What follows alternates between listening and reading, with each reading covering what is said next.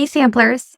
This is your host, Katherine Grant, here with a special brief message as we close out 2024. These podcast conversations that I have are always the highlight of my week.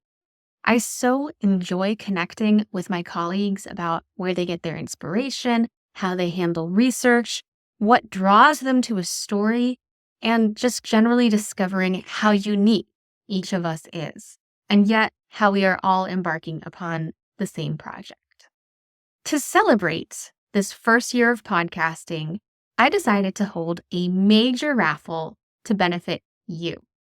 Over a dozen of my guests from this year have joined me in putting together amazing prize packs.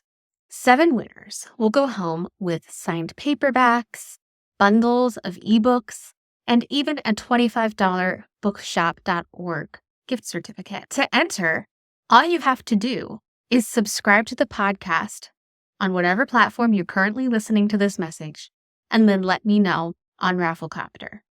All of the details and instructions are on my website, katherinegrantromance.com, and I will put the full link in my show notes so you can go ahead and click right on through. This is also a good time for me to say on the podcast to any of you who are listening, if you are an author who is willing to read your work aloud and share it with the audience, I would love to have you on the podcast. And if you are an author who really just is never going to want to read your work aloud, or if you are a purveyor of other bookish things, I would love to have you advertise on the podcast.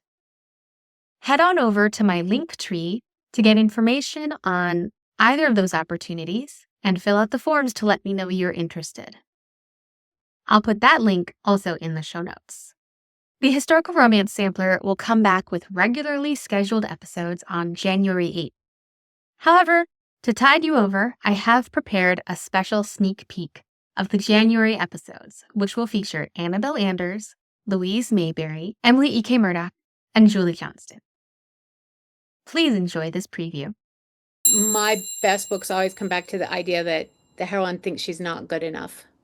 And I have a few books where I've written where they're more confident heroines, but I've never been a super confident person as far as a flirt or, comfortable around like men and stuff like that, to where I have confidence in myself.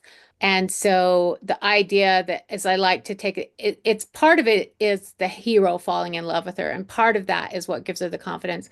But a lot of it, I feel like she has to find that confidence from inside of herself. So when I wrote the first book, I knew that I wanted to redeem him, but I didn't really know how I was going to do it. So it was harder than I anticipated. There were definitely moments when I was like, oh my gosh, why did I think this was a good idea?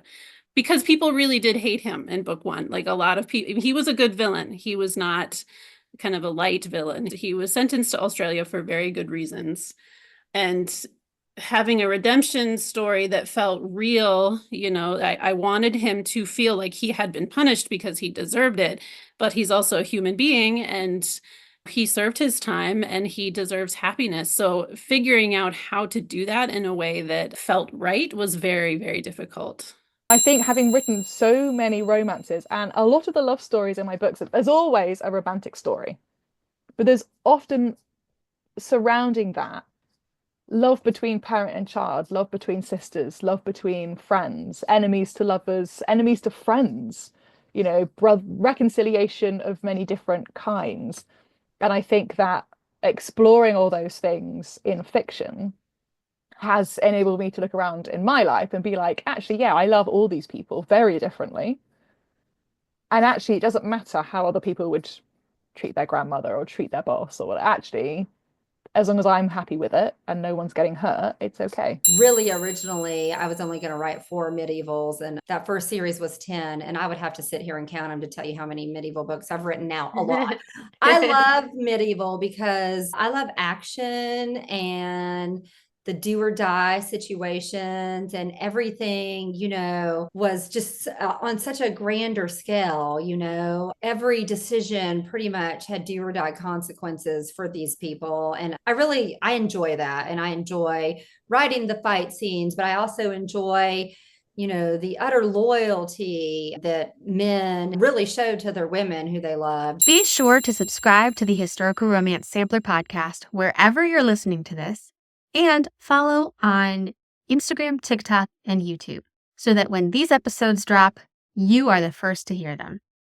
I hope you have a fantastic book to read to keep you company. See you in 2025.